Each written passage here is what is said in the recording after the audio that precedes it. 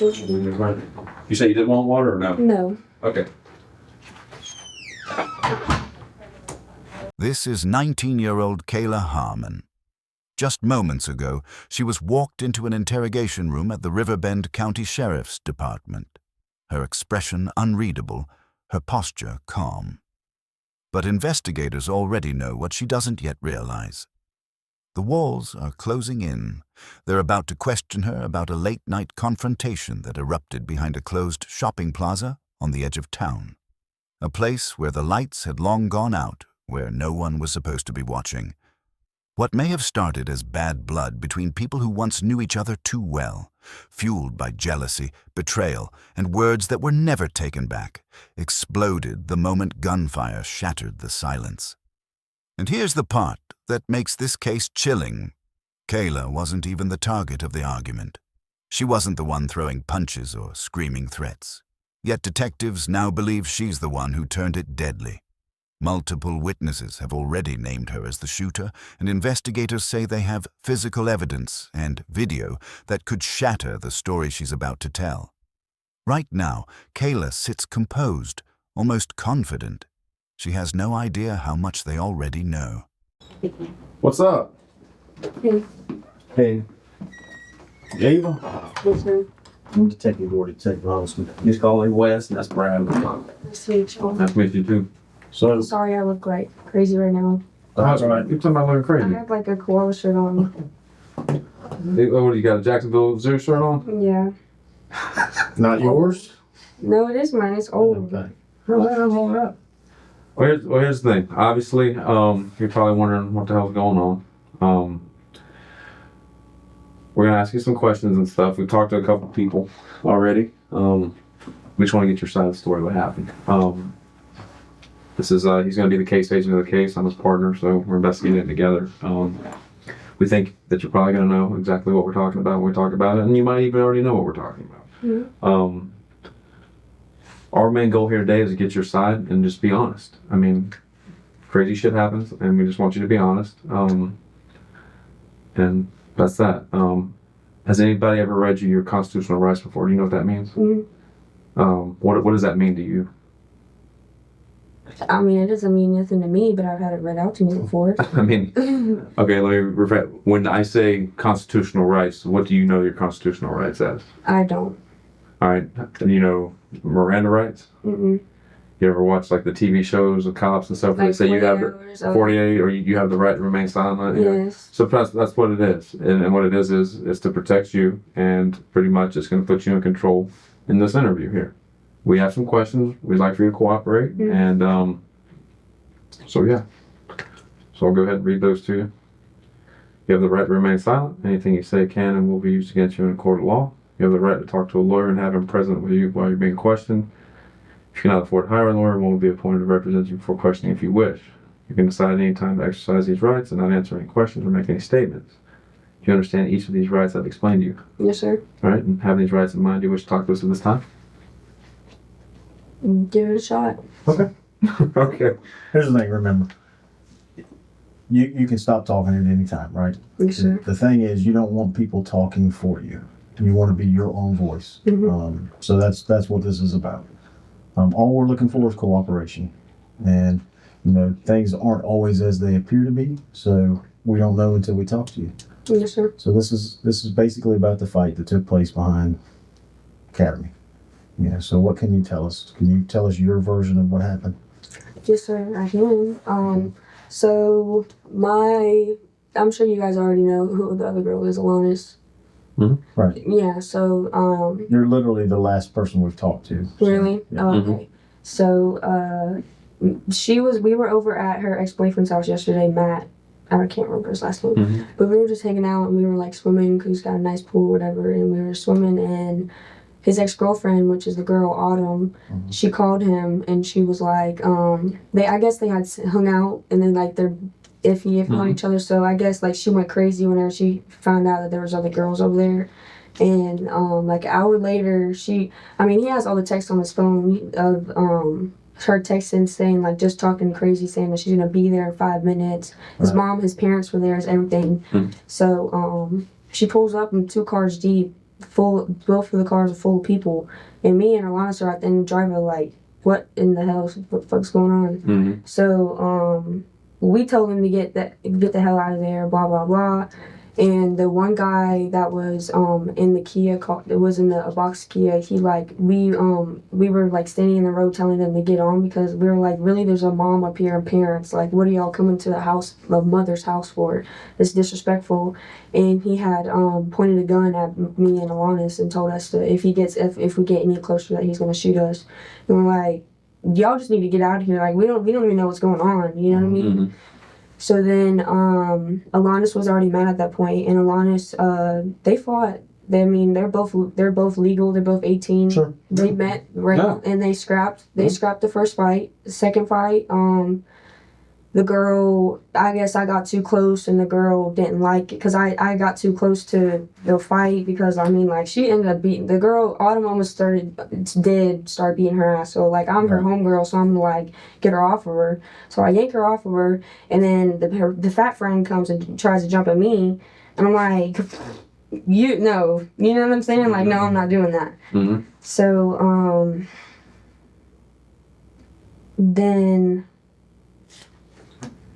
I mean, honestly, I'm just gonna be straight up with y'all because I know there's already a fucking video. There's a whole video. There's evidence. Right. I can't get out of this. So yes, I did have a gun and I did point it at her, and I told her if she gets any closer to me, then I'm gonna shoot.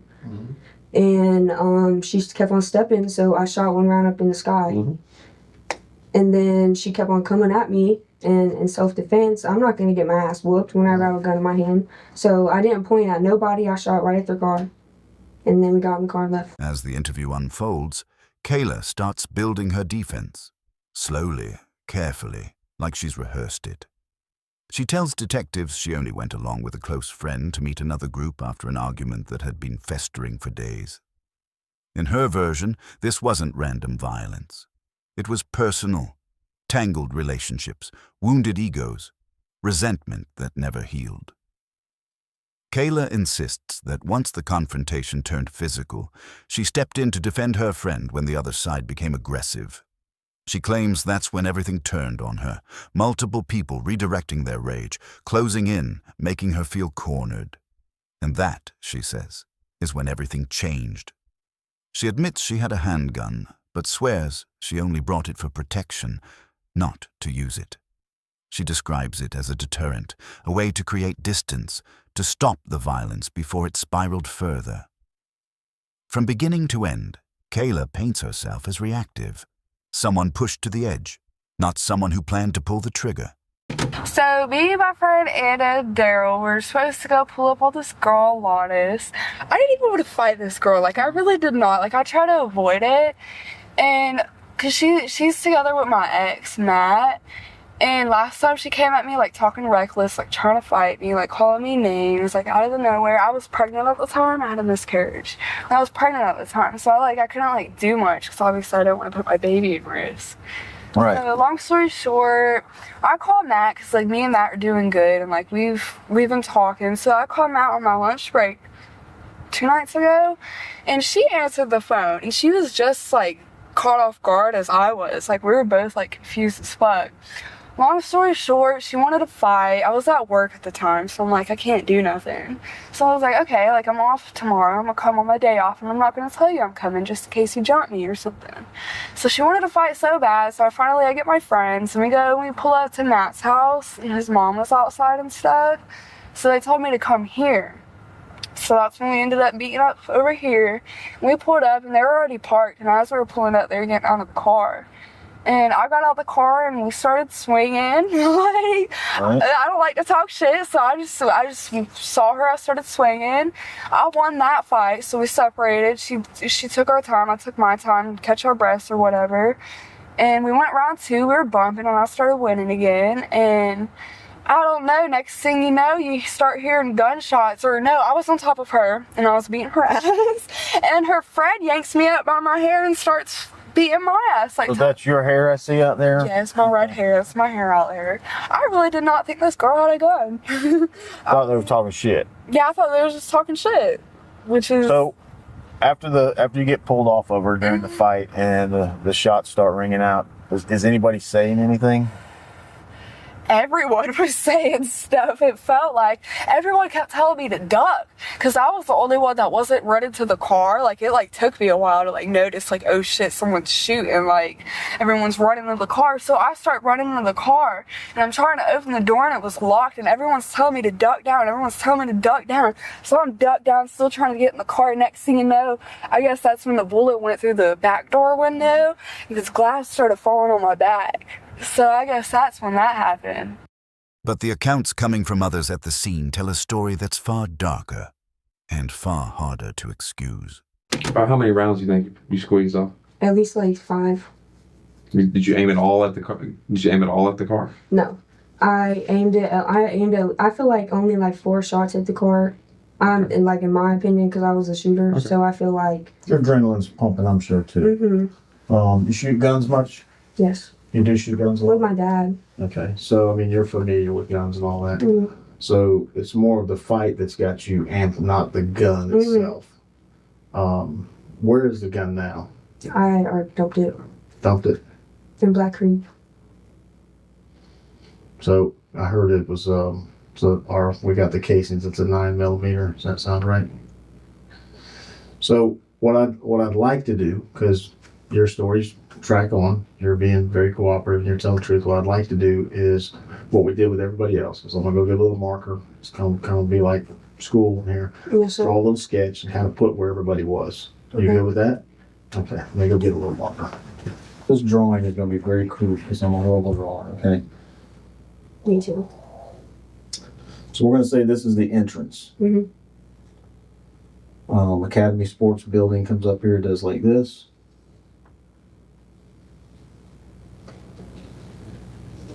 And then over here is like grass and water and shit like that, Mhm. right? And So the semis. yeah, there's some semi-trailers right here. So if you would, tell me where y'all's car was, their car, and everybody was at. Our car was. I'm a horrible driver too. Okay. I'm sorry, that looks like. That's fine. That's fine.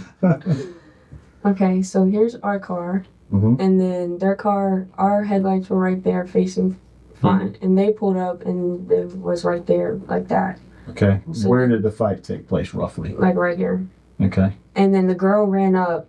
The Autumn girl ran up. Alanis was just standing there because Alanis didn't really even want to fight her. She was just like mad that she pulled up to the house and was disrespectful to the mom. So then Alanis stood there and waited for it, blah, blah, blah. That happened. And then Alanis went back to the car and they both drank water and then they went for another Yeah, that's a little weird. They took a big break. Yeah.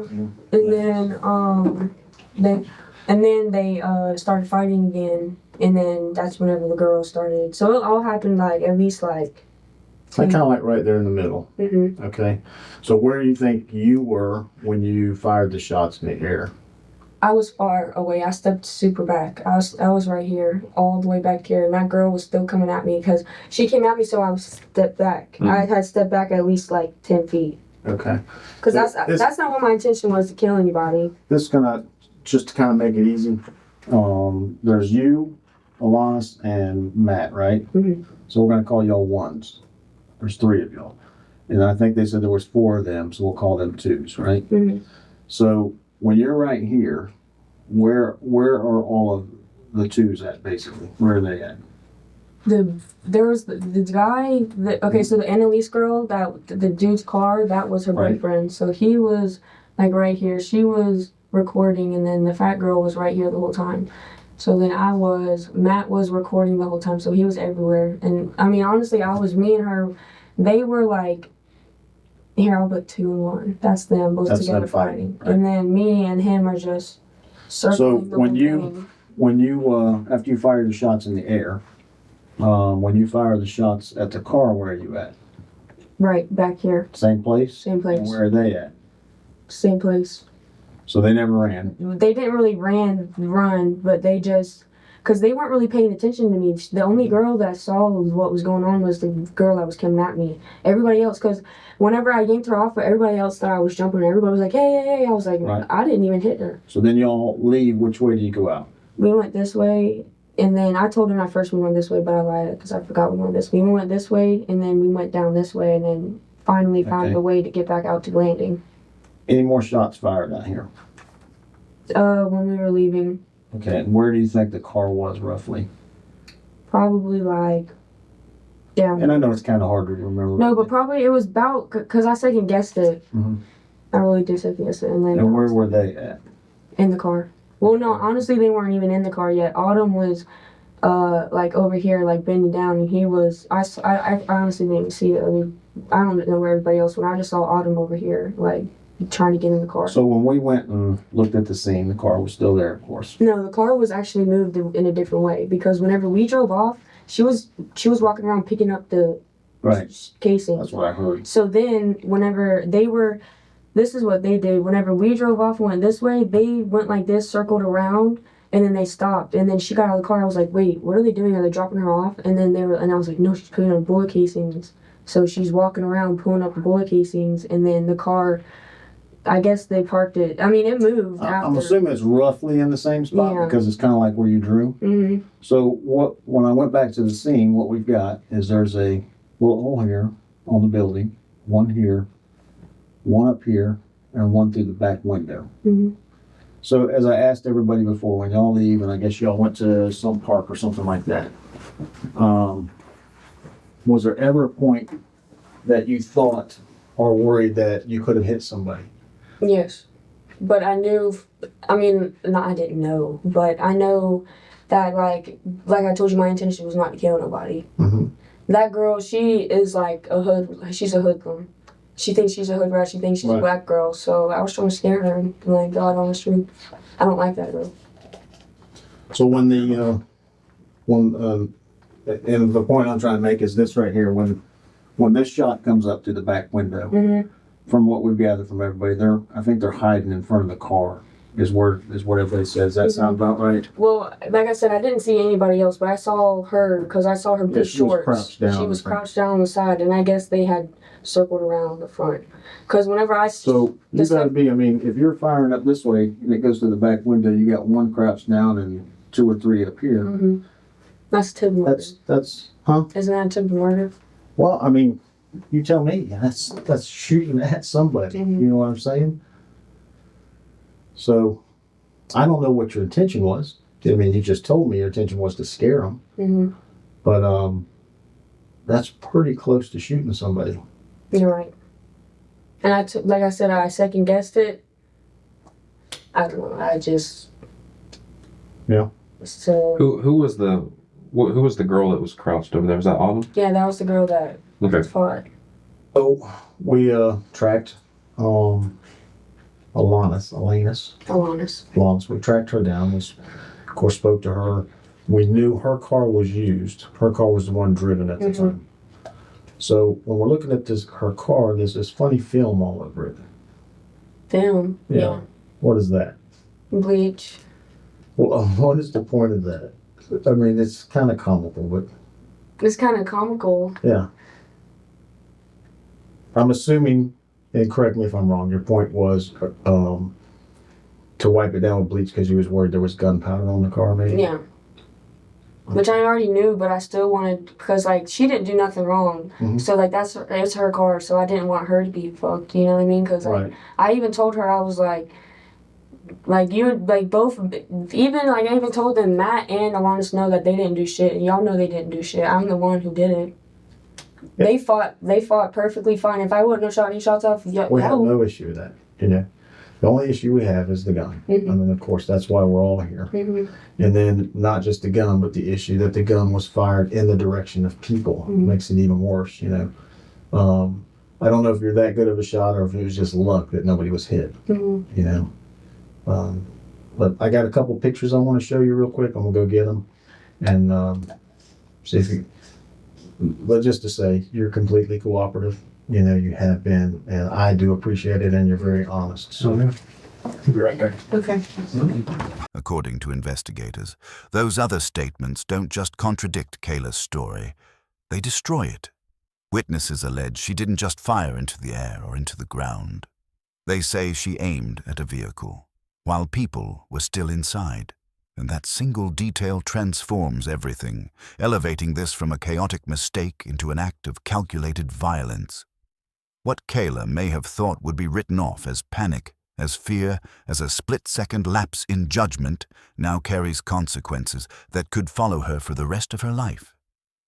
And as detectives prepare to confront her with those contradictions, they know what's hanging in the balance.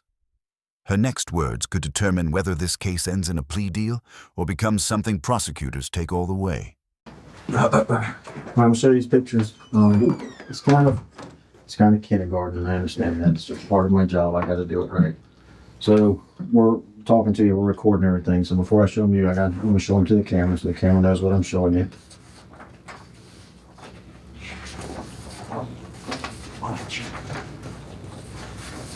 Okay. So who's in this picture? And what are you holding? A gun. Okay. And who's this guy? The boyfriend. Of Annalise. Annalise, okay. And what are you doing in this picture?